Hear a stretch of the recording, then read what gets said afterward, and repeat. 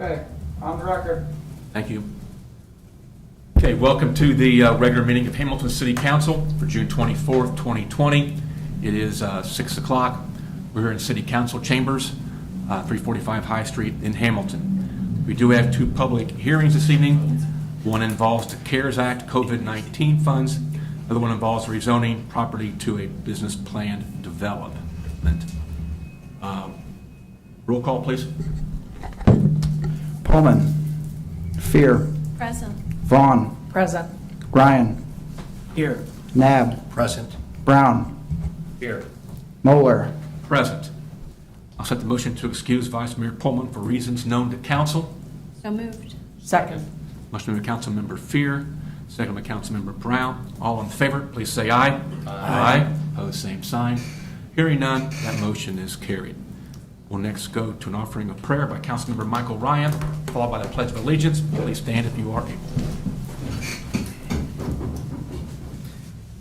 Lord, please continue to guide our city council, and our management teams with the decisions we make to better our community and better our city. Please continue to protect our police officers and firefighters and keep them out of harm's way. Amen. And I pledge allegiance to the flag to the United States of America and to the republic for which it stands, one nation, under God, indivisible, with liberty and justice for all.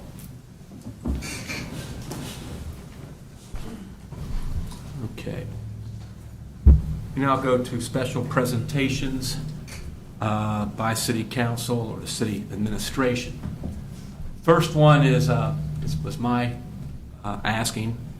Back in 1940, a gentleman named Russell Carr got a letter in the mail, opened it up, that said, "Greetings and salutations. Your neighbors have appointed you to join the military." And it ended up he joined the military. He was enlisted. And he basically helped win World War II in a lot of ways. He fought at Normandy, Battle of the Bulge, and also was involved in the liberation of Auschwitz camp. And this is a gentleman who delivered milk in Hamilton, Ohio, or Indiana, just prior to joining the military. He also won a battle with the city once over the sidewalks in a Board of Revision issue. So this man could win things. But he also won the appreciation and respect of many, many people. Chris Marcello, is that his name, Yes. Tim? I think we all know him as an educator. He read a eulogy because Russell Carr would talk to high school students. And he would be blunt. He would say exactly what it was, didn't sugarcoat it. A gentleman who just wanted these young people to know exactly the way things were. Also, Ray Smith eulogized him, as well as some grandchildren. Keep family, you know some Keeps in this town. He remained a greeter at his church until March of this year at age 101. He was in the initial class of Greater Hamilton Veterans Hall of Fame, and just an amazing gentleman. So at this moment of time, I'd like to moment of silence for Russell Carr and World War II veterans who are truly leaving us many at a time now.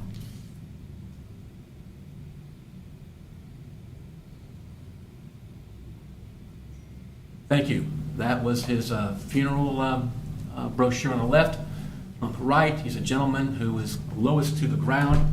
That is a city in Belgium that he helped save. He got 5 Bronze Stars. And if you've seen Saving Private Ryan, he did a similar situation, blowing up a tank in a Belgian town. And he came back home and was the most humble person in the world. So he has left us, and I thought the moment of silence was appropriate. We now go to the special presentation number 2, Coronavirus COVID-19 presentation update by Commissioner Kafer.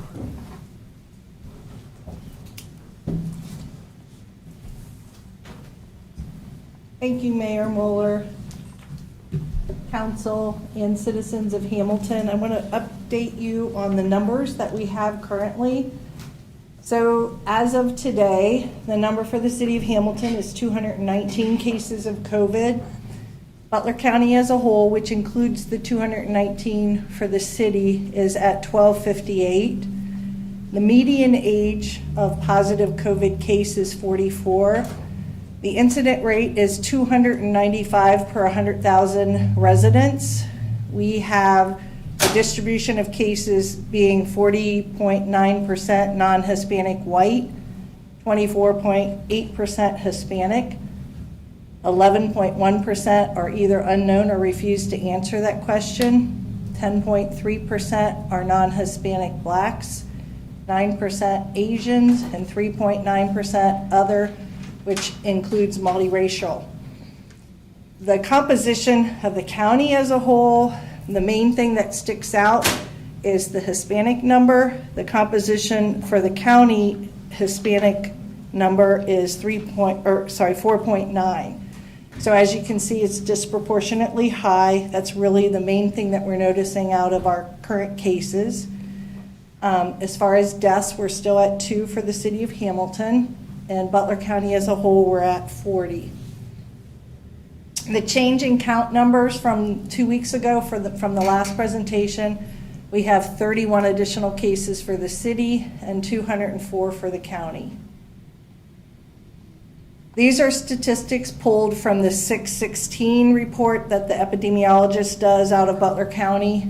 That's the most recent that I have. So the total hospitalized is at 189, or 16.8%. Admitted to ICU, 24 of the cases have been, or 2.1%. Those that required intubation have been 18, or 1.6%. Those are all decent numbers. That's kind of where we want to be. You know, I've talked to you in the past about hospitalized. We're trying to stay under 18%, ICU under 6, and death under 6 as well. So those are all pretty decent numbers. The length of hospitalization in days is from less than 1 to 44. The less than 1 doesn't really count. That person signed out, unfortunately, AMA, so against medical advice. But the average or median length of stay is in 6 days. Cluster cases, we've had 356 now, or 31.5%. Again, those are important. We want to be able to find out where people are getting sick, and it really helps us to do contact tracing and to keep it contained in areas. So those are very important. What's new is the governor has really pushed out testing. So there are new pop-up testing sites in Ohio, and those sites are at no cost to people. You also can go to those regardless of symptomatology. You don't have to have symptoms if you want to be tested. So how do I find a pop-up test near me? So you go to the Ohio Department of Health webpage at coronavirus.ohio.gov. At the top of the page, there's a blue banner, and you would click on Testing and Community Health Centers. At the bottom of that page, there's a denotation that says Pop-up Testing Sites. When you click on that, it's going to bring up all the pop-up testing sites. There is one, just as an FYI, tomorrow at CityLink Center from 10 to 3. I just thought I'd bring that up. That is down in Cincinnati. But that would be the nearest one upcoming. So if someone wanted to be tested, that would be a place that they could go. Key metrics for the state of Ohio. I wanted to point out we're now at 680,687 tests. So we are getting some testing out there. We're testing about 12,000 a day right now in Ohio. Another key parameter to keep watching is the total number of healthcare workers that are positive. That's 14%. Otherwise, the state is staying pretty steady with opening up, and that's all good news. But again, there are other parameters that we have to watch besides just these. So we're still under the 5%. We were at 5% on the deaths, 4% on the ICUs. Those are all decent numbers, 6% on total deaths. What is public health working on right now? So right now we're working on getting more people tested. That's an initiative. We're also assisting the National Guard with the testing of long-term care facilities. That was an order that the governor made, that there would be universal testing of all long-term care facility workers and then strategic patients.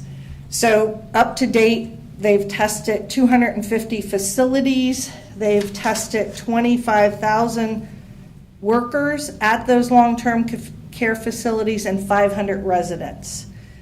So that's an initiative, and then we get notified about the day before that the National Guard is coming in, and we will help the nursing home prepare for that, help them with the paperwork, and meet the National Guard out there and help drill people through that position.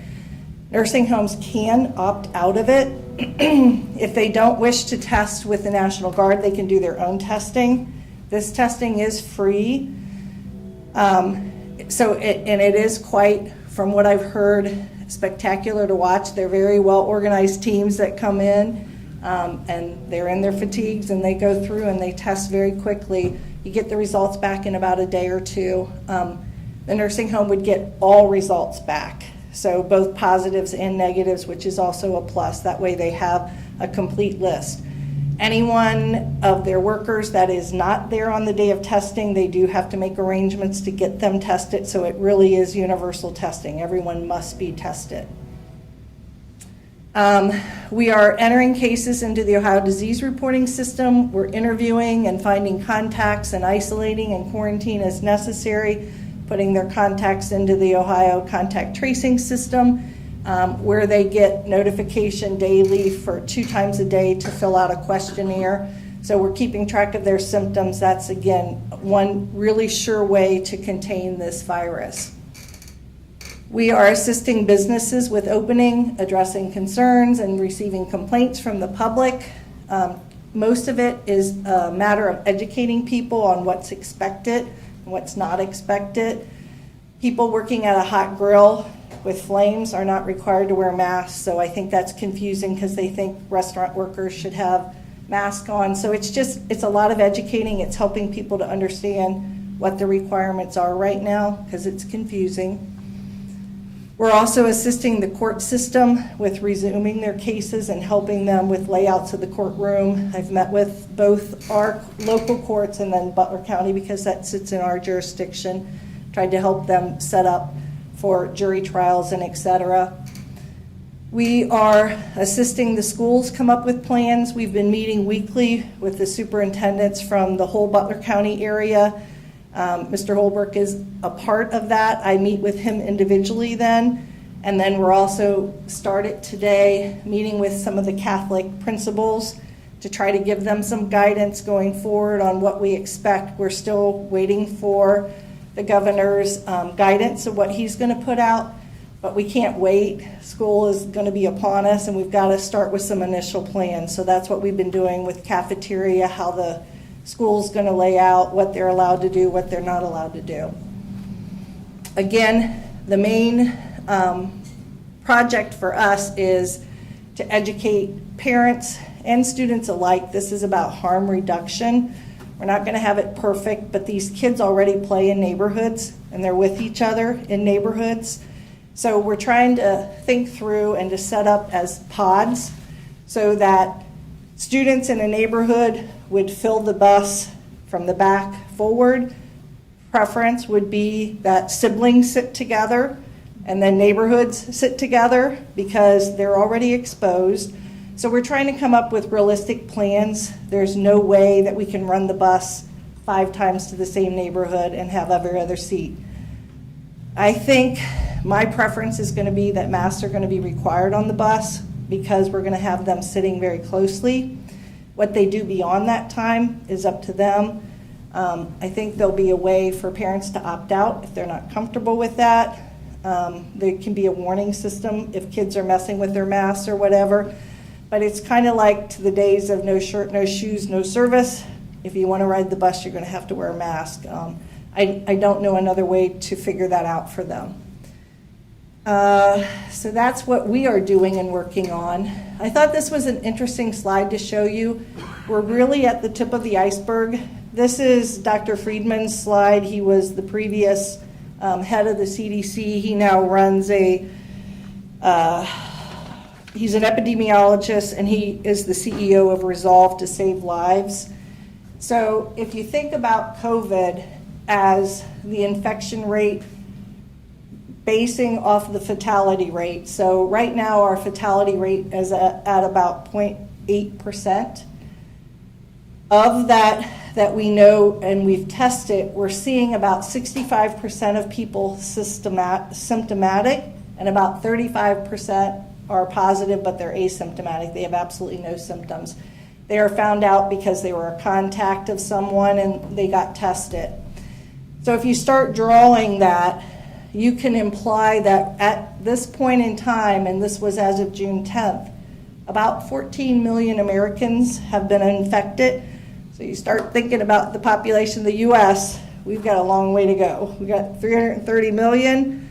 So we're in this for the long haul together, and we can win this together, I promise. But we've got to do some things, and we've got to not get complacent about this. So we are in control of our own destiny. This is my words of wisdom, according to Kay. There are 4 factors that most likely play a role in whether you become positive or not.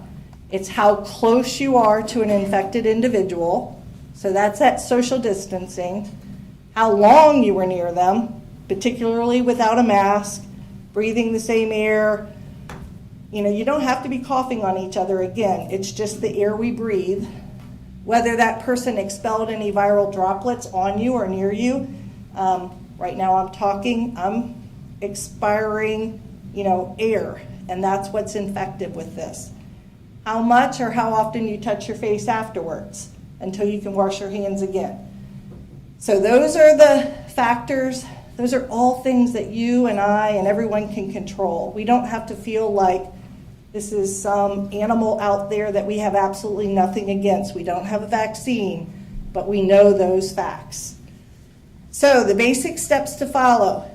Keep 6 feet away from anyone that's outside of your household you're intimate with, but everybody else should be 6 feet or farther apart. Wash your hands often. I can't tell you how many times that is a day, but just do it often. Remember back in the days of H1N1, when we started asking the schools to bring students in and wash their hands every 2 hours, we saw the rate decrease by 5 times.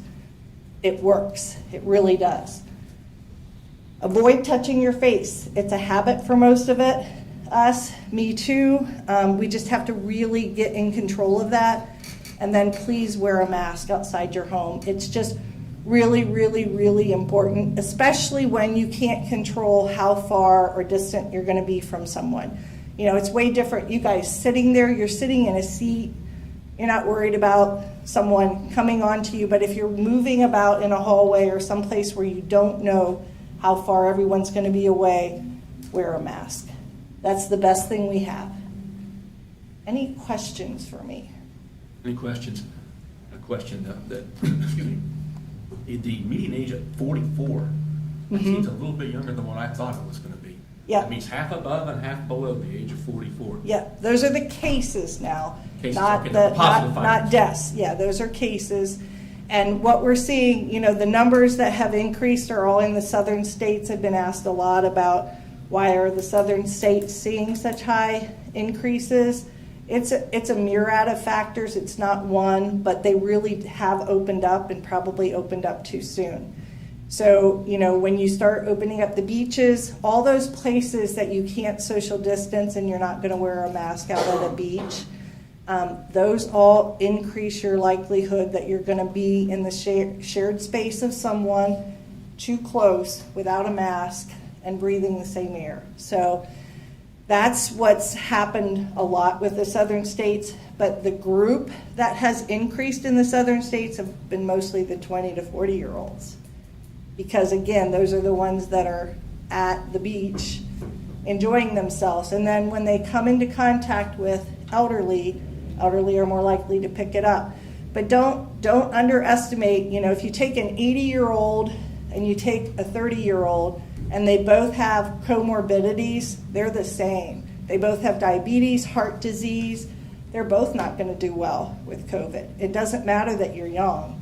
If you've got those comorbidities, those are a huge factor. You're at a higher risk. 44 was actually Butler County, though, correct? Mm-hmm. And 47 for the state of Ohio. Yep. Yep. So, Mr. Mayor, Please. Kate, you mentioned the catchphrase, no shirt, no shoes, no service.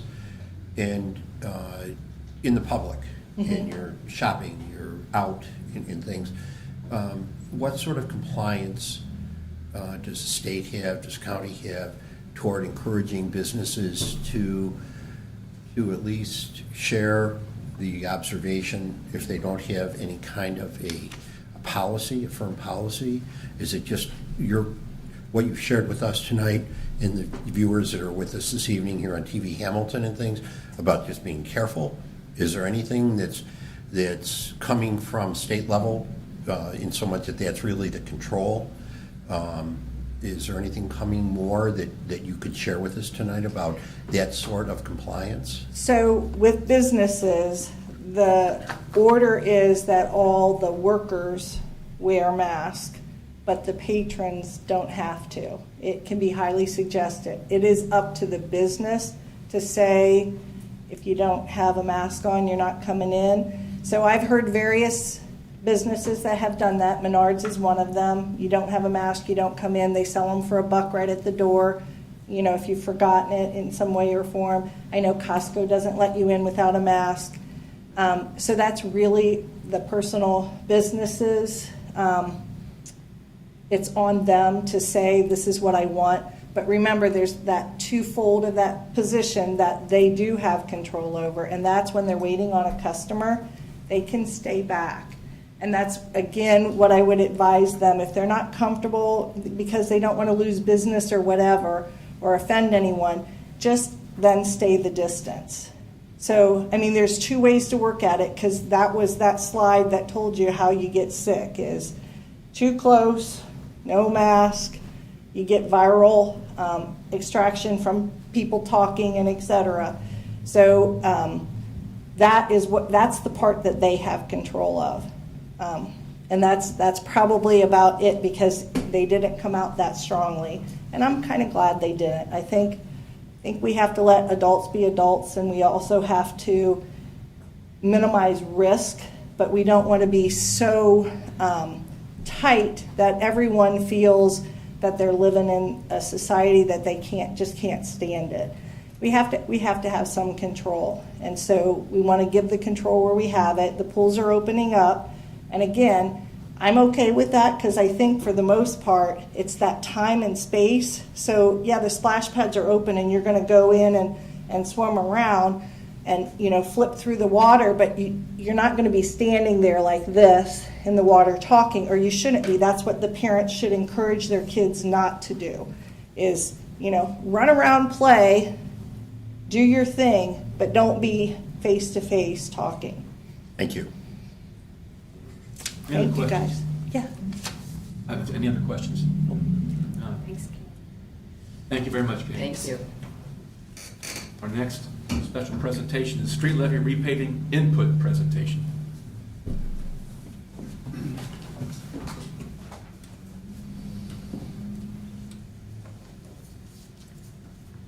Good evening, Council.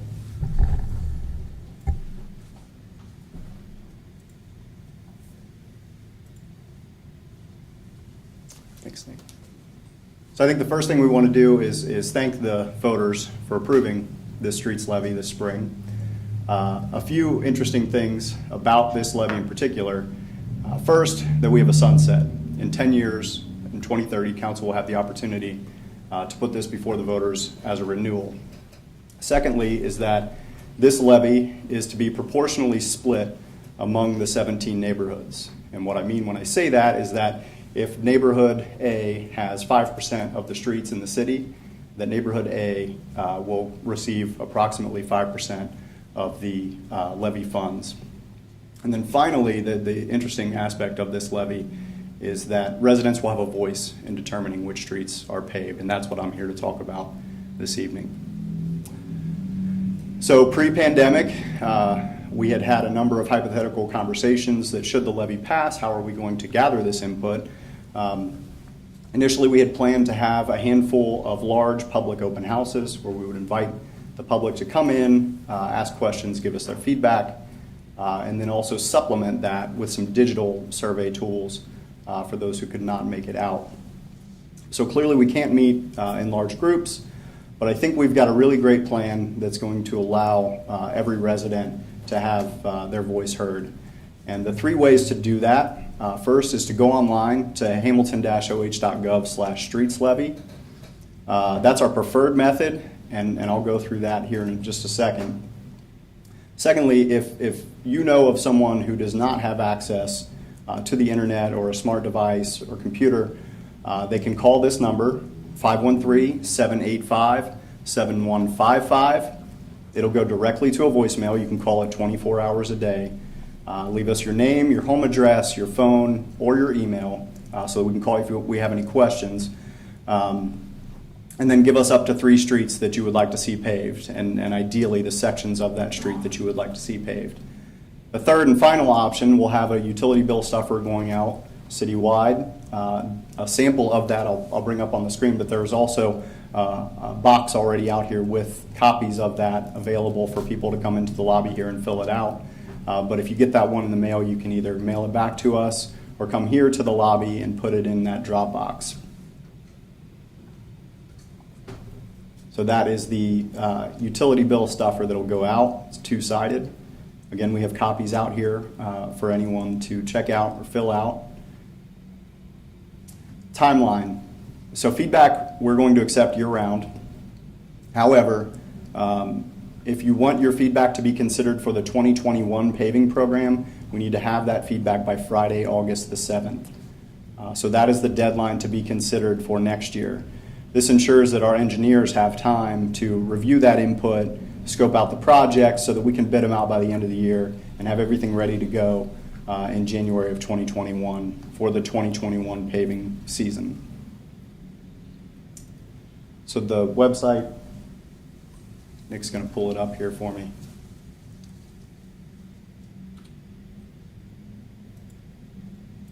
Okay, so when residents come to the city website, we have a big splash. You can go directly to this page, but this is the page, hamilton-oh.gov/streetslevy. And there you see the button at the top to take the survey, but we're going to hang off on that just for a second. Nick, if you just casually stroll down. A good bit of information here on how the streets will be selected, including the primary ingredient, which is the public input. And then scrolling down one more, Nick, is another really key piece. This is a story map that residents can click on. It's an interactive map. You can click on any section of street in the city and figure out what the PCI score is for that street. So that's the Pavement Condition Index. If you're curious and want to be more informed about the streets that you select. And other bits of information there. But Nick, if we could go back to the survey. So when you go to the survey, your first question is, which street would you like to see paved? I understand this is hard to read right now, but Nick, would you just start typing? I've been going to see my friend Tony at the North End Market. Let's go Vine Street. If you start typing in Vine Street, you don't have to worry about if you got it correctly spelled. It'll automatically populate there. The next question it wants to know is, which section of Vine Street would you like to see paved? And the way that we're determining that is we're asking you to pick an intersecting street. So since we picked Vine Street, we are now limited to just the streets that intersect with Vine Street. So let's pick Miami Street. And when he picks Miami Street, that point, then we go about a block or two in either direction from that intersection of Vine Street is what you are casting your vote for in that instance. Another question that we've got, so the second one, Nick, let's go Corwin Avenue on this. My dad lives on Corwin. It's in pretty rough shape. If we select Corwin Avenue, but there's a number of blocks that need to be paved on Corwin. So I'm going to pick the intersecting street as Benninghofen. And then for my third and final input, I'm also going to select Corwin Avenue, if you don't mind, Nick.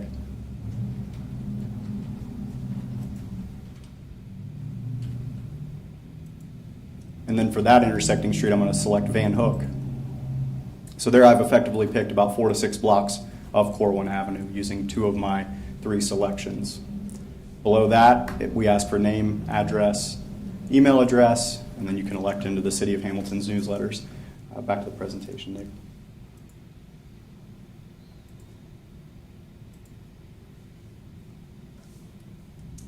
All right, so a few questions that we anticipate about this. Will every neighborhood see paving projects next year? The answer is no. Every neighborhood will see paving activity over the course of the next decade. And likely when you see paving activity in your neighborhood, it's going to be concentrated to about a 1 to 3 year period. And the reason for that is that some of the paving projects that are smaller, it can actually cost more to mobilize the equipment from one end of town to the other one than the actual paving itself. So it's really important that we try to keep these projects clustered together to make sure that these dollars that we've been entrusted with go as far as possible. I got it. Go. Will the city inform the residents of the results? Absolutely. As of right now, we plan to do an annual report based on the input that we received and how that input informed what was eventually selected for that particular year. And the last question there, who may provide input on the streets to be paved?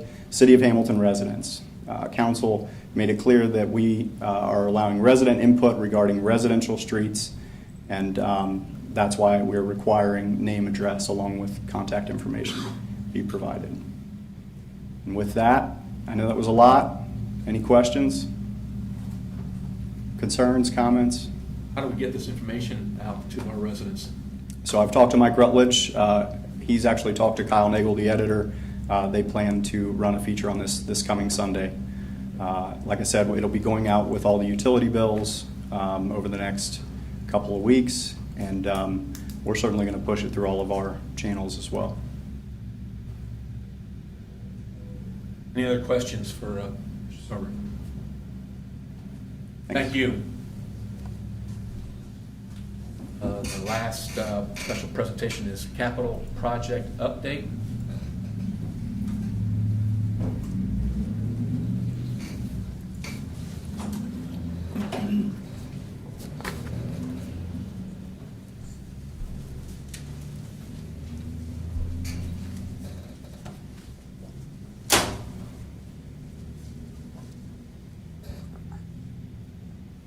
Good evening, Mayor and Council. It's been a while since I've been here. Rich Engel, Director of Engineering.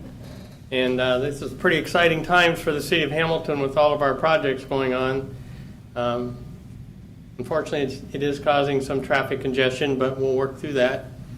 So this is our first one I want to talk about is the Spooky Nook Champion, the city improvements portion of it. Contractor is Sinesis Construction Company with a bid price of $14.9 million. The schedule is they began May 11th and the completion date is September 6th, 2021. We've had Black Street Bridge and the B Street at that location closed for the last couple weeks. We're expecting that to be open on Friday.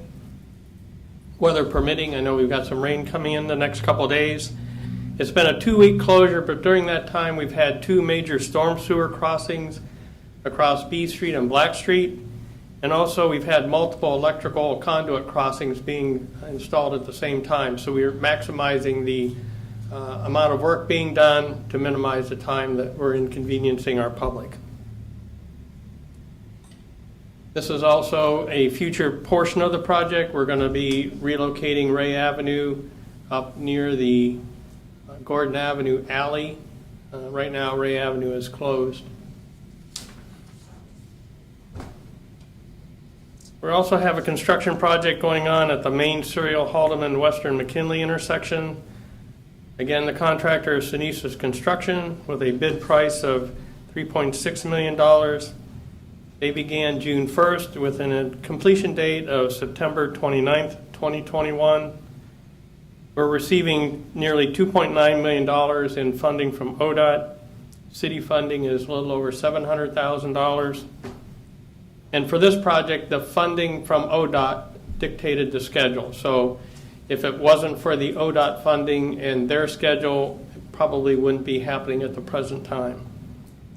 And in addition, it's interesting to note our bids come in higher than we anticipated, and we were able to request and receive additional funding from ODOT, nearly $220,000. And this is a layout of the final intersection that will be, when it's complete, it's going to turn it into a normal four-way, four-street intersection project, similar to what we did with Main Millville Eaton intersection. In addition, at the same time, and also causing some of the congestion on Main Street, is that we're installing a new storm sewer from that intersection northerly and tying into existing storm sewer to provide an outlet for the drainage at that intersection. This will assist and provide some help to the main lawn intersection, and it's project being constructed by Ford Development Company. Bid price was $758,000, and they anticipate being completed by August 1. And this is a routing of the storm sewer. The orange line is the new storm pipe being constructed. We're also in the midst of our 2019 concrete repair and resurfacing program, which is under construction. Contractors are a Miller Company. Bid price was $3.4 million. They began March 1st and anticipate completion by early December of this year. This was the additional streets that we added was the Eaton Avenue and Grand Boulevard as part of this project based on the council request last December. And we're also doing Highland Park neighborhood.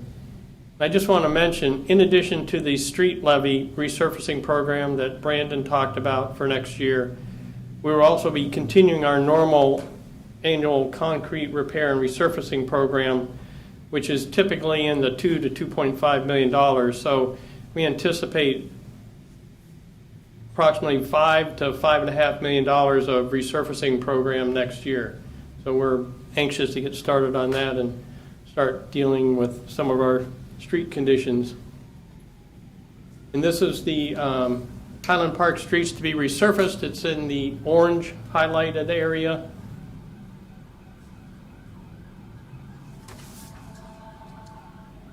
We're also constructing a new gas main in the Tooley Road area, between Tooley Road and Tylersville Road. Contractors RLA Utilities. Bid price was $516,000. We expect that to be complete later this summer. And this is to provide a second service routing to the Hamilton Enterprise Park. That's our primary industrial business park, and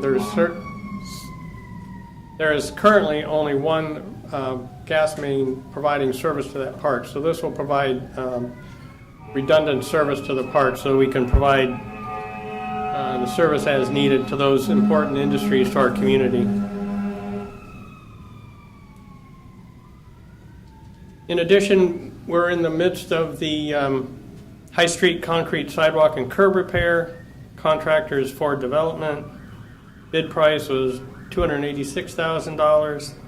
They began May 4th and are to be completed towards the end of July of this year. This project is on High Street between Martin Luther King Boulevard to Monument Avenue. And this is in conjunction with another ODOT partially funded project to resurface High Street in that same corridor. So we always go through and do the concrete repair prior to the resurfacing program. And so we anticipate that we've already bid the High Street resurfacing. Our J.R. Jurgensen is the contractor with a bid of $674,000. They're scheduled to begin August 1 and to be complete sometime late September.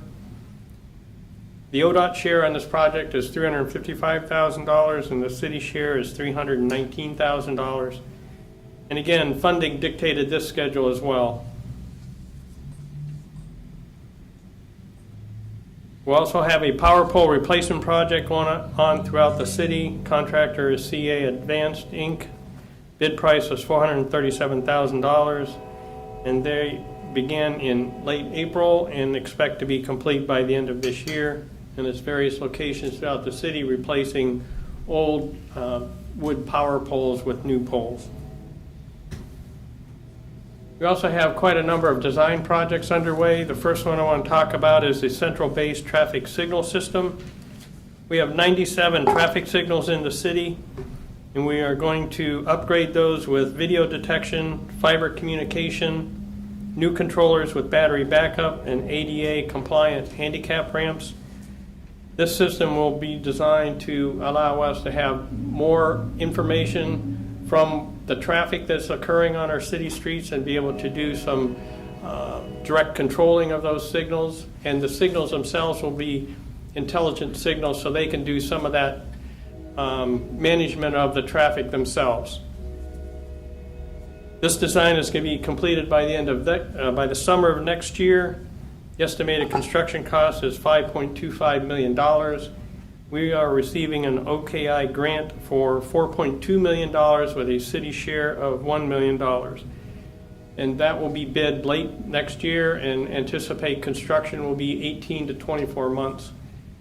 And our desire and goal is to concentrate on our main corridors first, initially on the construction, so that we get those traffic signals to have the smart, intelligent controllers, so that we can deal with some of the traffic that's going to be occurring when Spooky Nook opens about that same time.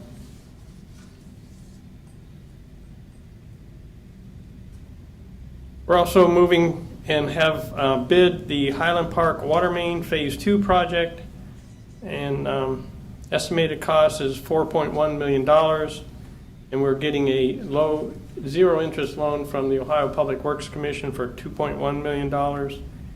And this is in the Highland Park neighborhood. The blue outlined streets are the ones that will have the water main replaced. And that will start later this summer. We're also in the midst of finishing up the design of a Lindenwald gas main replacement project, and expect to bid that in July and then begin construction later this year. And this is a highlighted area of those streets that will have new gas mains installed.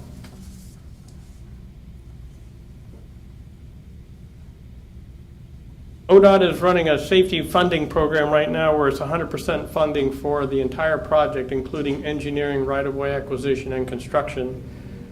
So we had submitted an application to them for the High Street, State Route 129, Hampshire Drive intersection.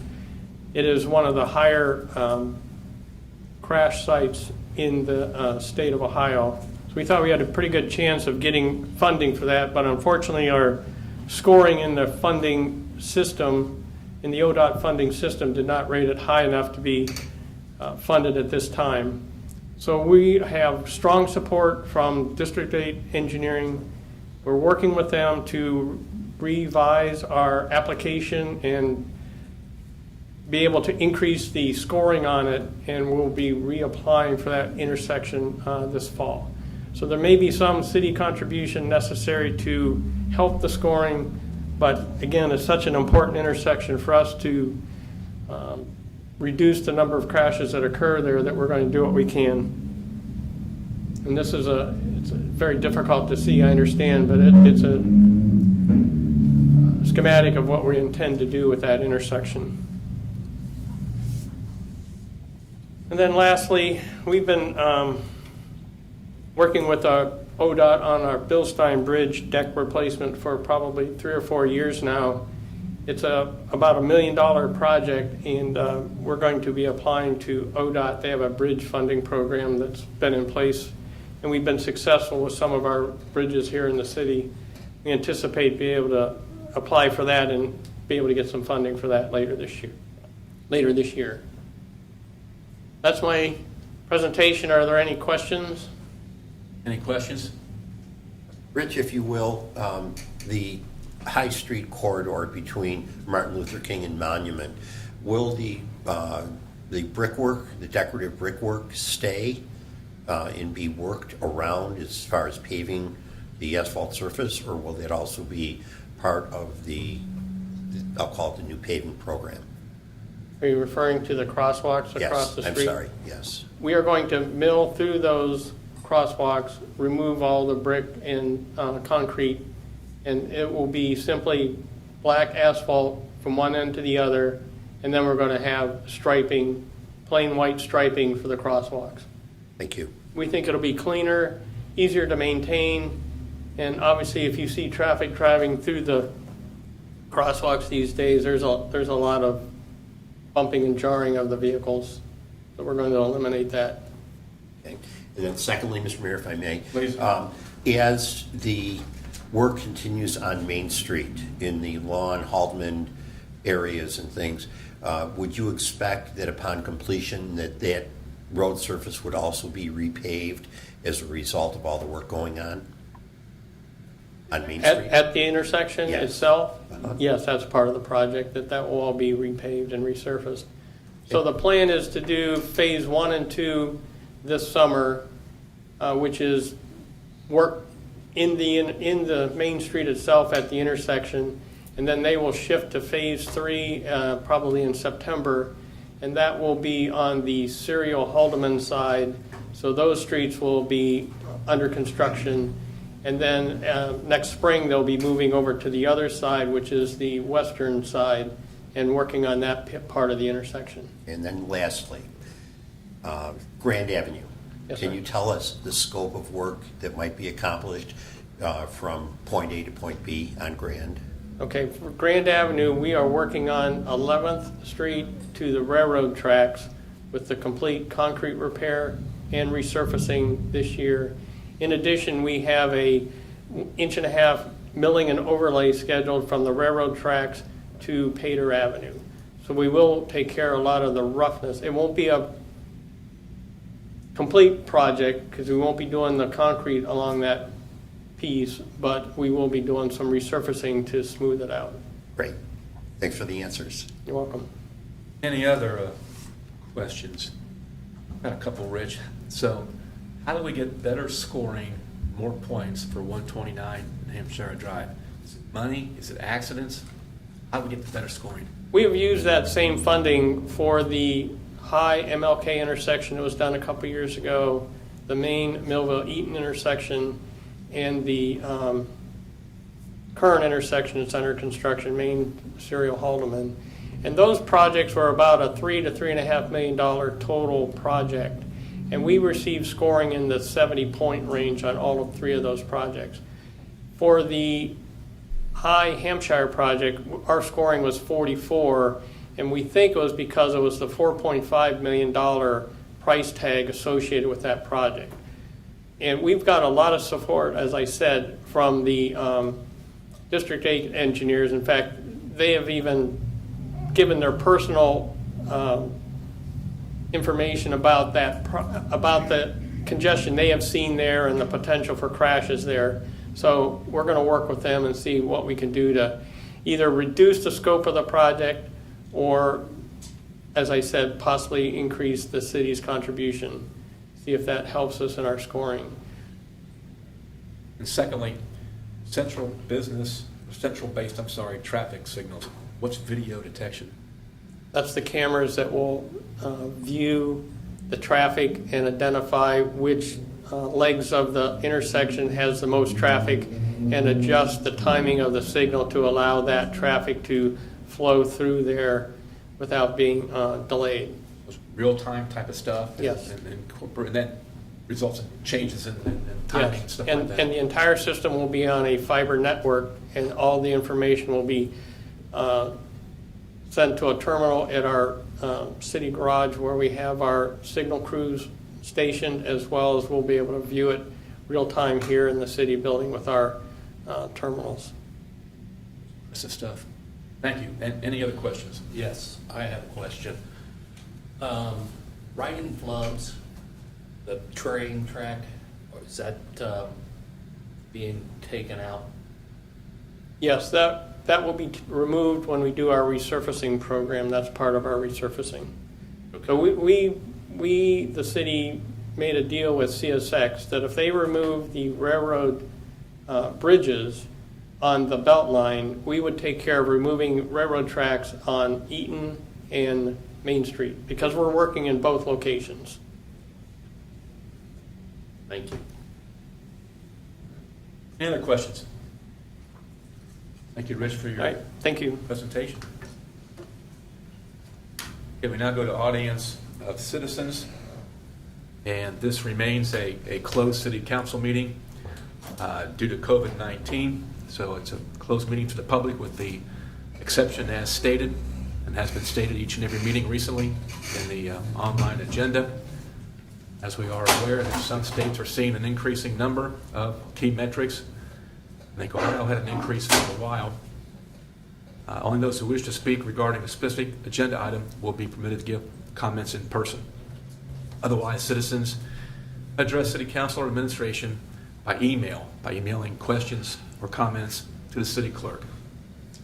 And that's how we've run the last several meetings. The City Clerk may read the comments that he receives by email into the record during the appropriate City Council meeting. So, Mr. City Clerk, anybody sign the Audience Citizens book on an agenda, specific agenda item? No one signed the book for a specific agenda item. However, I do have 3 emailed questions in for the record this evening. Okay. The first one is, I will call it part 2 of Mr. Bob Harris's email questions from last week. We got through most of them. He did have a few more that I'll be reading in, so I'm going to just only go do the ones we have not done yet. He did already receive all of this a few weeks ago with brochures and other requested information. So, being that, Mr. Harris writes, I received a call from Lua Brandon on Hanover Lane about her grass, and she's made attempts to contact city officials and the mayor. City response was that resident services called Ms. Brandon, and she questioned why she had sent orders directly to her elderly landlord, causing her distress, as opposed to sending her to her as the resident. We explained to her that the Ohio Revised Code has it sent to the actual owner of the property, and it's not something we can just send to the rentor. But we did say that if there was an issue like this again, that we would leave a door hanger to the tenant as well, just so she is aware of the issue and she can address with it by herself without having to bother her landlord. Next question. Mr. Willie Crane contacted Mr. Harris several times about a tree to be put in front of his house. He's a retired city employee. Willie stated that the residents in Carver Place received a tree and he did not. He was pretty upset about that. Reached out to the municipal arborist, Mr. David Bieneman, and he actually had a conversation with Mr. Kane, and a tree is scheduled to be planted there. Just due to the weather and the timing of the species of tree, it just wasn't going to be planted for a few more weeks. They were waiting for the weather to pan out a little bit better in July, so he will be receiving that. Mr. Harris asked a question about wanting to know about upcoming CDBG grant block meetings. I actually believe that a presentation a little bit later in the agenda will be addressing that, so I'm going to move on. Mr. Harris wanted to know what are the strategic plans for the 2nd and 4th wards. The 2nd ward plan was done by Miami students, and that's actually been considered the strategic plan for the neighborhood, as long as the neighborhood has embraced it as a strategic plan. But as of that, planning has not completed a strategic plan at this time yet for the 4th ward, but would like to in the future. Mr. Harris asks, explain the strategic zone, special zone, economic development zone, and business zones in the 2nd and 4th ward. Our economic development department basically said that we thought he was actually talking about the Ohio Opportunity Zone Tax Credit Program. We've talked about a little bit about that recently, and that provides an incentive for taxpayers to invest in projects in economically distressed areas known as Ohio Opportunity Zones. These Ohio Opportunity Zones are qualified opportunity zones in the state designated by the federal statute. The taxpayer invests cash into also the Ohio Qualified Opportunity Fund, which is in turn may invest that money into a qualified opportunity zone property in Ohio. Once the money is invested in the qualified opportunity zone, the taxpayer is eligible for a non-refundable tax credit equal to 10% of the amount of the investments to Ohio's credits, totaling up to $1 million during the 2020 and 2021 period.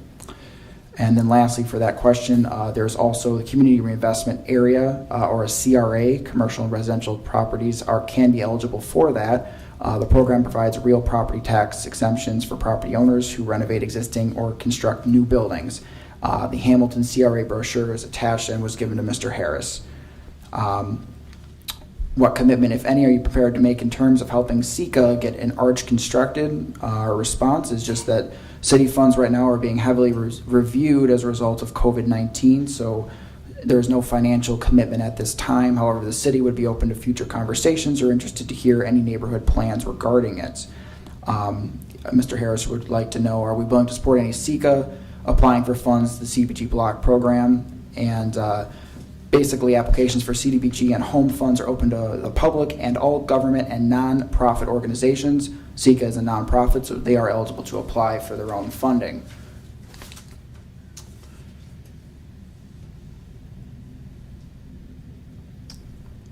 Mr. Harris writes, neighborhood housing is going to put up 2 home structures in the community. Is this going to be a pattern to redevelop or revitalize the community? Department of Neighborhood Housing basically wrote that neighborhood housing services have been granted CDBG and home funding over the years to develop affordable housing units within many low, moderate income areas of the city. Federal funds are not guaranteed for future years. Mr. Harris wanted to know if this would push low-income families out of the community, and in which case the planning department had written to be eligible to purchase an NHS home, you have to qualify as low or moderate income for an individual or a family. This will create more home ownership opportunities for low-income families, not less. And then how are we going to allocate funds for repaving the 2nd and 4th wards? Mr. Sarber actually just went into depth about the street levy program, so I will be skipping that one. Are we moving forward with the gas station on Central? We've actually already had several items about 1157 Central on city council meetings. They are just going through the paperwork process and applicants. They are getting some lot lines shored up with the county, but that project is very much moving forward. And Mr. Harris asked some questions about the vacant building registration program, and we directed him to the city website and gave him a list of materials. And for everyone listening, you can access great deal of information about the vacant property registration program on the city website, including issues about storage and constituting a vacant building and working all that with the fire departments.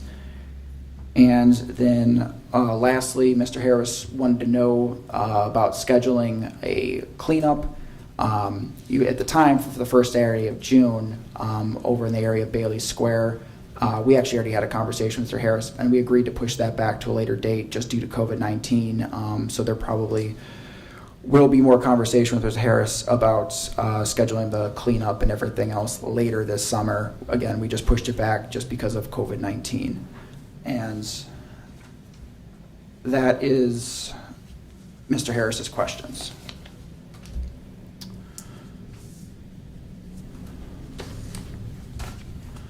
The second person to write in was Mr. Zach and Sarah Gist.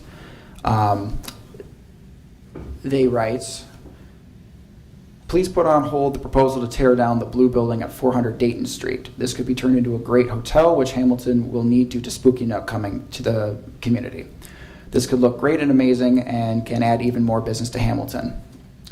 The city's response, we thank them for their email, and then the blue office building at 400 Dayton Street has been declared a public nuisance in November of 2019 for multiple reasons, but most notably because it is unsafe and that the fire department will not enter it if there is a fire. Prior to that declaration, there had been a fire and a body was discovered there. So this building has been a problem in multiple ways. The city's been trying to get someone to invest in this property for almost 10 years now, but because it is a beautiful building, unfortunately it has continued to decline, and to our knowledge, no developer has taken serious interest in investing the resources needed to bring it back to life. The city's Architectural Design Review Board had previously stopped demolition attempts of the building and hoped that the building could be salvaged, but with the declaration of a public nuisance and the existing hazards of the building, it has been cleared for demolition. Salvage companies are now removing items of historical significance so they may be repurposed into future area projects. The largest brick buildings on the Beckett site are being saved, as well as the smokestack, in hopes that they can be renovated in the future.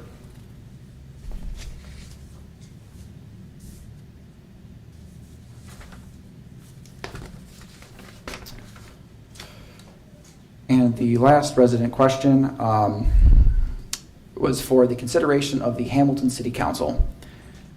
It is from Miss Iris Payton. She writes, I'm writing to ask you to consider an important issue at the next City Council meeting. I know you're not looking for an angry email or a sob story, so I will keep it brief. However, I do feel that I must say that as a resident of Hamilton for my entire life, I am ashamed of the Council's lack of response to the issue of police brutality. Hamilton neighborhoods are not all treated equally. I grew up directly hearing the name the Hispanic Ward and being told not to go there because it was always a crime happening. However, other friends who have lived and also lived in Hamilton through their whole lives remember growing up and seeing young black men arrested for broken windows, offenses at an alarmingly frequent rate, and yet also seeing white men commit far worse crimes for far less punishment. We cannot wait until a black person is killed by the police in Hamilton to acknowledge that we have a problem. It is not just Minneapolis. We are Minneapolis. The whole country is Minneapolis. Mayor Pat Mueller would have us believe that we are different because HPD is different, and that they have numerous programs designed to help develop the trust in our communities, but attending community meals and helping with city projects does not equal safety, does not equal accountability, and the City Council cannot ignore this forever. I implore Hamilton City Council to consider redistributing both money and responsibilities away from the police department and toward other crucial services and offices. The police should not have the responsibility of handling domestic or sexually assault cases, mental health emergencies, or other situations that they do not have training to perform. And the answer is not provide them with more money for training, but is to find others who can perform these services without a gun and the blind eye of the state.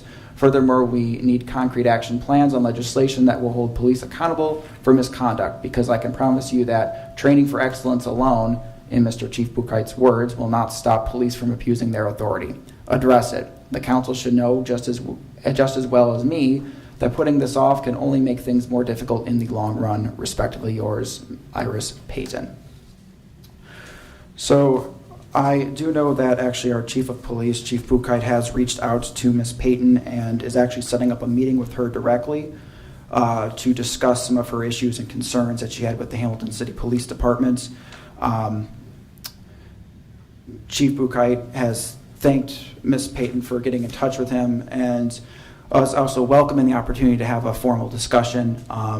He knows that she's spoken before at Miami Regionals at an event that he had attended, but of course there was not much time for further discussion, and that he had believed that if there was time for a face-to-face meeting, that would be the most ideal thing, whether that's Zoom or in person, and that they're willing to do either. And that there's another friend of Chief Buchheit's of mine that's lived in Hamilton for the most of her life, and if you'd be interested in taking her as well, I plan to include her in the discussions. There's a conversation going back and forth between the chief further explaining and Miss Iris regarding, again, those her concerns. I won't go into all of it, but the city has been responding to her in her email. Any other emails that we are considering non-agenda items? Those three are basically it, is that correct? That was everything, Mr. Mayor. All right.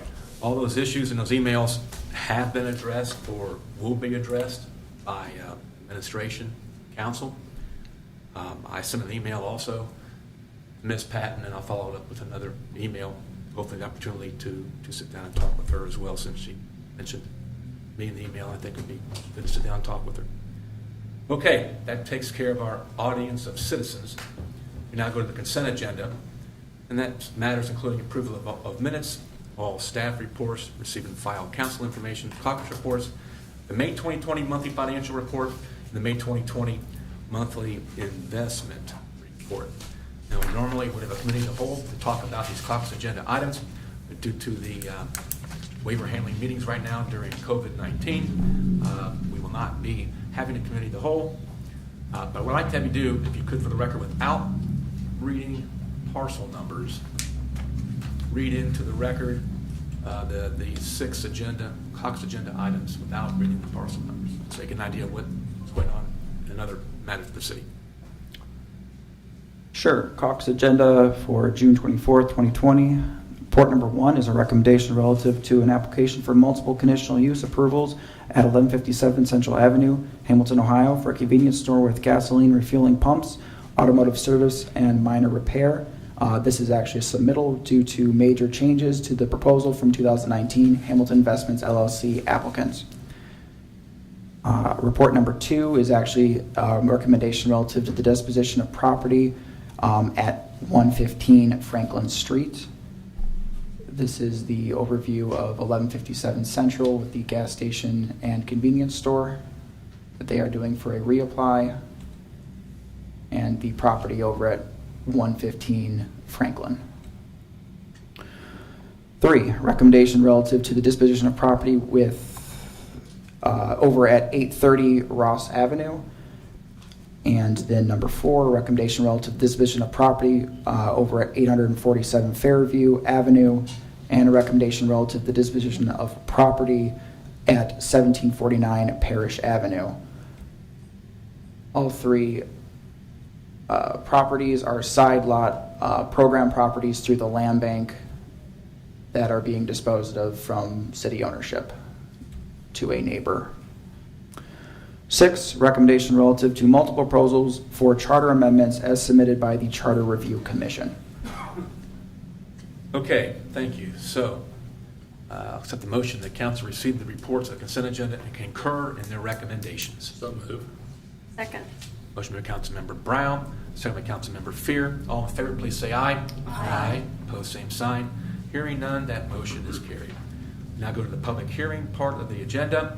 I'll accept the motion that the regular meeting be recessed and the public hearings take place. So moved. Second. Motion by Councilmember Nab, second by Councilmember Ryan. All in favor, please say aye. Aye. Opposed, same sign. Hearing none, that motion is carried. We go on the first public hearing at 7:07.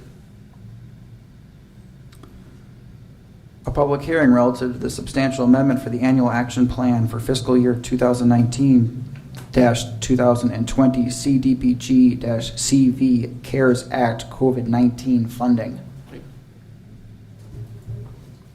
Good evening. My Good name is evening. Tamika Hedrington. I've been here before. I am representing the Finance Department's Neighborhood Development Division, and tonight we are simply going over the recently allocated funds through the Community Development Block Grant under HUD for fiscal year 2019 through 2020 CDBG funds and the amendment as it relates to that, and the CARES money funded through HUD for additional funds under the CARES Act. On March 27th, this one. There we go. On March 27th, the President signed and ordered the CARES Act, and under that CARES Act, HUD was awarded funds under CDBG COVID. In order for the City of Hamilton to allocate those funds, we have to conduct a substantial amendment of our past annual action plan. So again, we are here tonight to review and approve the amendment, the substantial amendment for fiscal year 2019 through 2020. Under those funds, it is necessary under those CARES Act CDBG CV funds, it is necessary for the City of Hamilton to make sure that those funds are designated specifically for preparing for, and responding to the COVID pandemic.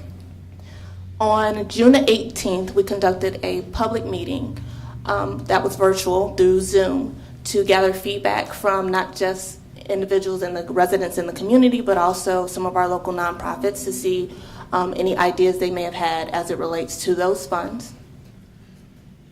The CDBG CV funds can be used for the below or above listed activities, but not limited to those. So public health is the biggest, public services, building and improvement, assistance to businesses, and planning capacity building and technical assistance. Again, we're not limited to those activities, but those are the key ones.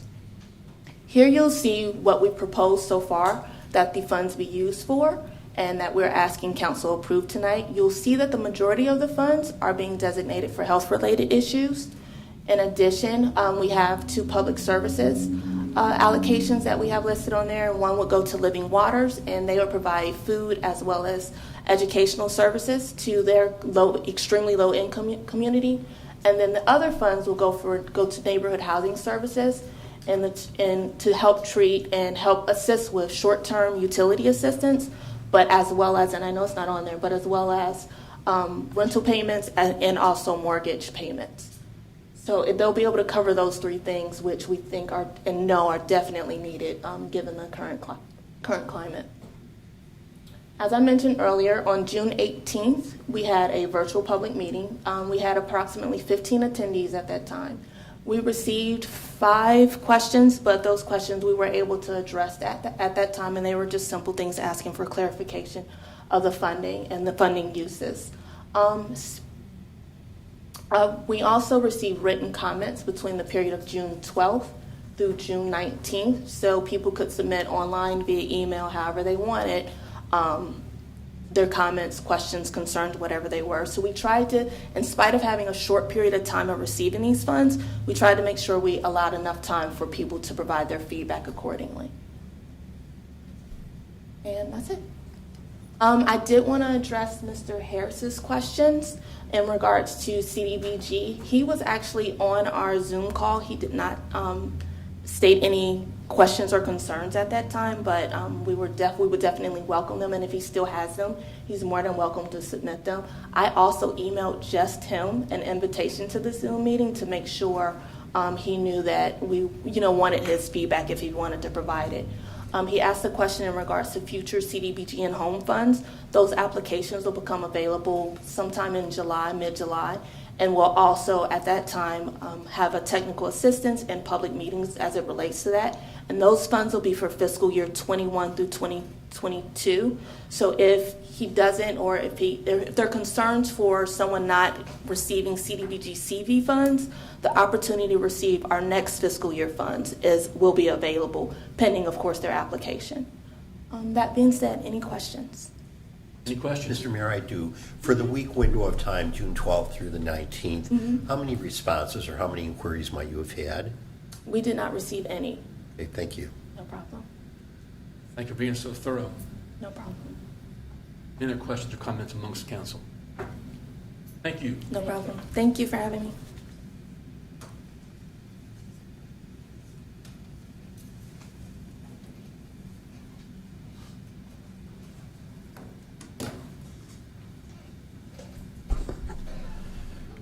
Mr. Mayor, Yes. no one signed the public speaking book that was available until 6:10 this evening All right. to ask any further questions about this public hearing. And Mr. Harris's questions have been addressed. Great. Thank you. Anyone on council wish to make any comment or make a motion at this time? Mr. Mayor, Councilmember I Nab. move the public hearing be closed. Second. Motion by Councilmember Nab, second by Councilmember Fear. All in favor, please say aye. Aye. Aye. Opposed, same sign. Hearing none, that motion is carried. Public hearing is closed at 7:13. Please read into the record next public hearing, Mr. City Clerk.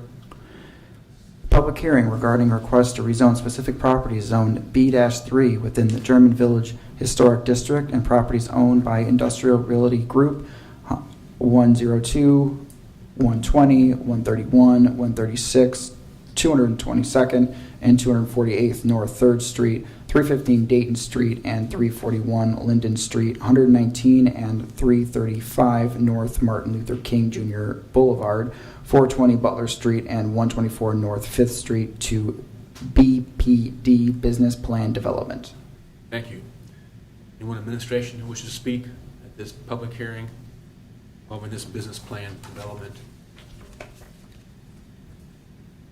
Anyone on council wish to be heard or wish to make a motion at this time? Mr. Mayor, Please. no one signed the book to speak at this hearing that was available until 6:10 this evening. Great. Thank you very much. I forgot about the book. Anyone on council wish to be heard or wish to make a motion at this time? So moved. Mr. Mayor, Councilmember Fear. I move the public hearing be closed. Second. Motion by Councilmember Fear, second by Councilmember Ryan. All in favor, please say aye. Aye. Opposed, same sign. Hearing none. Motion is carried. The public hearing is closed at 7:14. I'll accept the motion that the regular meeting be reconvened. So moved. Second. Motion by Councilmember Nab, second by Councilmember Vaughn. Roll call vote to reconvene the regular meeting. Fear, Yes. Vaughn, Yes. Ryan, Yes. Nab, Yes. Brown, Yes. Moeller. Yes. Motion adopted 6-0. We now go to legislative items, and I'll accept the motion regarding council actions pertaining to legislative items. Mr. Mayor, Councilmember Fear. I move that a note be made upon the minutes that each member of council was furnished a printed copy of each item of the legislation prior to it being considered at tonight's meeting. Second. Motion by Councilmember Fear, second by Councilmember Nab. All in favor, please say aye. Aye. Opposed, same sign. Hearing none, that motion is carried. We go to pending legislation. Agenda item number 7, second reading of an ordinance involving request for conditional use auto repair business. An ordinance approving a request for conditional use certificate to operate an automotive repair business at 1000 and 1001 Fairview Avenue and 1015 Sims Avenue, property zoned I-2 Industrial Zoning District, situated in the 6th Ward, City of Hamilton, Ohio. Mr. Mayor, Councilmember Fear. I move the ordinance be adopted. Second. Motion by Councilmember Fear, second by Councilmember Brown. Any discussion about this particular ordinance? Hearing none, roll call vote. Fear, Yes. Vaughn, Yes. Ryan, Yes. Nab, Yes. Brown, Yes. Moeller. Yes. Ordinance adopted 6-0. For the record, please indicate that the various legislative items have many of them views of where the property is located and the like. So, agenda item number 8, second reading of an ordinance involving the final plat for Hickory Woods.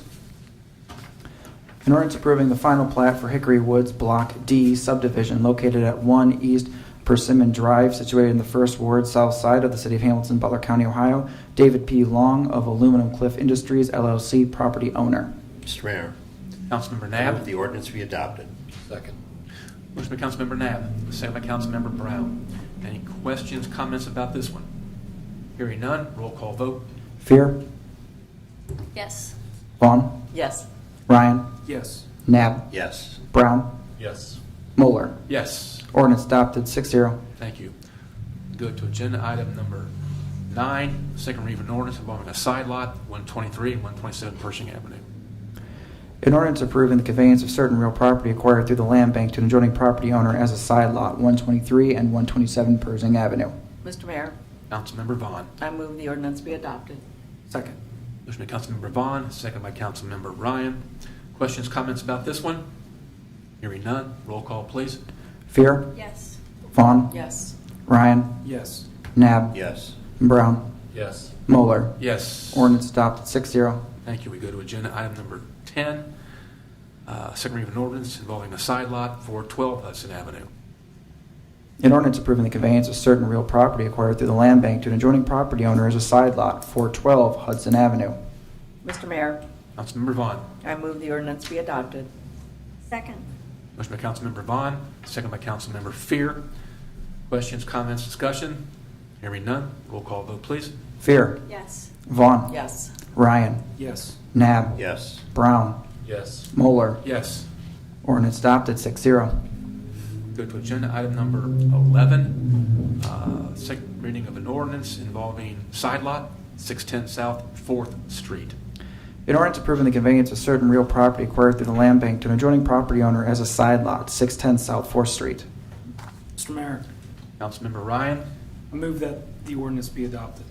Second. Motion by Councilmember Ryan, second by Councilmember Vaughn. Any discussion? Roll call vote. Fear, Yes. Vaughn, Yes. Ryan, Yes. Nab, Yes. Brown, Yes. Moeller. Yes. Ordinance adopted 6-0. Thank you. Go to agenda item number 12, second reading of an ordinance involving 904, side lot 904 Northeast Street. An ordinance approving the conveyance of certain real property acquired through the land bank to an adjoining property owner as a side lot, 904 Northeast Street. Mr. Mayor. Councilmember I Nab. move the ordinance be adopted. Second. Motion by Councilmember Nab, second by Councilmember Ryan. Any discussion on this one? Okay, hearing none, roll call, please. Fear, Yes. Vaughn, Yes. Ryan, Yes. Nab, Yes. Brown, Yes. Moeller. Yes. Ordinance adopted 6-0. Go to agenda item number 13, second reading of an ordinance, side lot 2141 Benninghoffen Avenue. An ordinance approving the conveyance of certain real property acquired through the land bank to an adjoining property owner as a side lot, 2141 Benninghoff Avenue. Mr. Mayor, Councilmember Vaughn. I move the ordinance be adopted. Second. Motion by Councilmember Vaughn. Is that Councilmember Brown who seconded? Yes. Seconded by Councilmember Brown. Any discussion about this particular ordinance? Hearing none, roll call vote. Fear, Yes. Vaughn, Yes. Ryan, Yes. Nab, Yes. Brown, Yes. Moeller. Yes. Ordinance adopted 6-0. We go to agenda item number 14, second reading of an ordinance involving the new classification of systems engineer. An ordinance amending and supplementing the Schedule A of the city's classification and compensation plan as set forth in emergency ordinance number EOR 2020-1-6 adopted January 15, 2020 to establish the new classification of system engineer and to delete the classification of assistant manager of transmission and distribution operations. Mr. Mayor, Councilmember Fear. I move the ordinance be adopted. Second. Motion by Councilmember Fear, seconded by Councilmember Vaughn. Any discussion about this one? Roll call vote. Fear, Yes. Vaughn, Yes. Ryan, Yes. Nab, Yes. Brown, Yes. Moeller. Yes. Ordinance adopted 6-0. Okay, agenda item number 15, second reading of an emergency ordinance involving our designated outdoor refreshment area. An emergency ordinance amending and supplementing the approved application ordinance number OR 2018-3-27 establishing a designated outdoor refreshment area, DORA, in the city of Hamilton, Ohio by expanding said DORA boundary. Mr. Mayor, Councilmember Nab. I move the ordinance be adopted. Second. Motion by Councilmember Nab, second by Councilmember Vaughn. Any discussion or comments about this one? Roll call vote. Fear, Yes. Vaughn, Yes. Ryan, Yes. Nab, Yes. Brown, Yes. Moeller. Yes. Ordinance adopted 6-0. Okay, we now go to new legislation. Agenda item number 16, an ordinance involving side lot at 420 Short Street. An ordinance approving the conveyance of certain real property acquired through the land bank to an adjoining property owner as a side lot, 420 Short Street. Thank you. Agenda item number 17, an ordinance involving a side lot, first reading, 805 Bell Avenue. An ordinance approving the conveyance of certain real property acquired through the land bank to an adjoining property owner as a side lot, 805 Bell Avenue. Thank you. Go to agenda item number 18, first reading of an ordinance involving streets and sidewalk areas. An ordinance amending Part 9, Title 1, Street and Sidewalk Areas of the Codified Ordinances of the City of Hamilton, adding a new chapter, 917, Sidewalk Cafe Regulations. Thank you. Go to agenda item number 19, two readings of an ordinance involving the CDBG CV program funds. An ordinance approving the City of Hamilton's supplemental amendment dash annual action plan update for fiscal year 2019 to 2020, delineating the statement of objectives and proposed use of community development block grant CV CDBG-CV program funds and authorizing the submittal of said plan to the United States Department of Housing and Urban Development and the Urban Development to accept and appropriate up to $855,817 in CDBG-CV funds. City of Hamilton applicants. Mr. Mayor, Councilmember I Nab. move the rules to be suspended and said ordinance be read a second time by its title. Second. Motion by Councilmember Nab, second by Councilmember Vaughn. Roll call vote on that motion, please. Fear, Yes. Vaughn, Yes. Ryan, Yes. Nab, Yes. Brown, Yes. Moeller. Yes. Motion adopted 6-0. Thank you. Second reading of that ordinance now. An ordinance approving the City of Hamilton's supplemental amendment dash annual action plan update for fiscal year 2019-2020, delineating the statement of objectives and proposed use of community development block grant dash CV CDBG dash CV program funds and authorizing the submittal of said plan to the United States Department of Housing and Urban Development of said plan to the United States Department of Housing and Urban Development to accept and appropriate up to $855,817 in CDBG-CV funds. City of Hamilton applicants. Mr. Mayor, Councilmember Nab. I move the ordinance be adopted. Second. Motion by Councilmember Nab, second by Councilmember Vaughn. Any discussion or comments? I want to thank our legislators in Washington, D.C. for this. It will help. So if there's no other comments, roll call vote. Fear, Yes. Vaughn, Yes. Ryan, Yes. Nab, Yes. Brown, Yes. Moeller. Yes. Ordinance adopted 6-0. Thank you. We now go to agenda item number 20, two readings of an ordinance involving supplemental appropriations.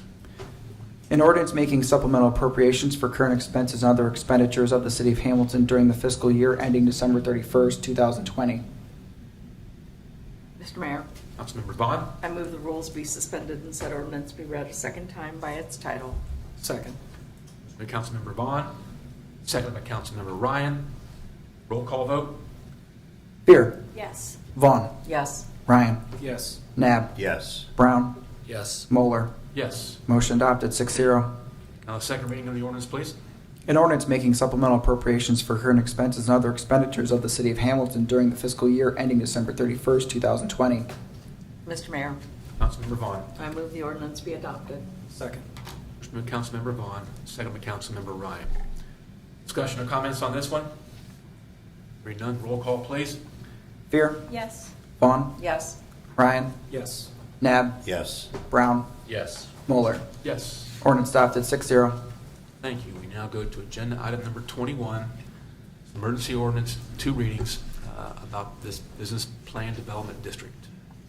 An emergency ordinance amending the City of Hamilton zoning ordinance number 7503 by changing the zoning of the property located at parcel numbers P6421002000095, P644100100040, P644100100001, P644100100036, P644100100035, P644100100030, P644100200069, P643101200066, situated in the City of Hamilton, Butler County, Ohio, 2nd, 3rd, and 4th wards from various zoning districts to BPD Business Plan Development District, Rex L. Carpenter applicant. Mr. Mayor, Councilmember I Nab. move the rules be suspended and said ordinance be read a second time by its title. Second. Motion by Councilmember Nab, second by Councilmember Brown. Roll call vote, please. Fear. Yes. Vaughn. Yes. Ryan. Yes. Nab. Yes. Brown. Yes. Moeller. Yes. Motion adopted 6-0. So second reading of the emergency ordinance now. An emergency ordinance amending the City of Hamilton zoning ordinance number 7503 by changing the zoning of the property located at parcel numbers P642100000095, P644100100040, P644100100001, P644100100036, P644100100035,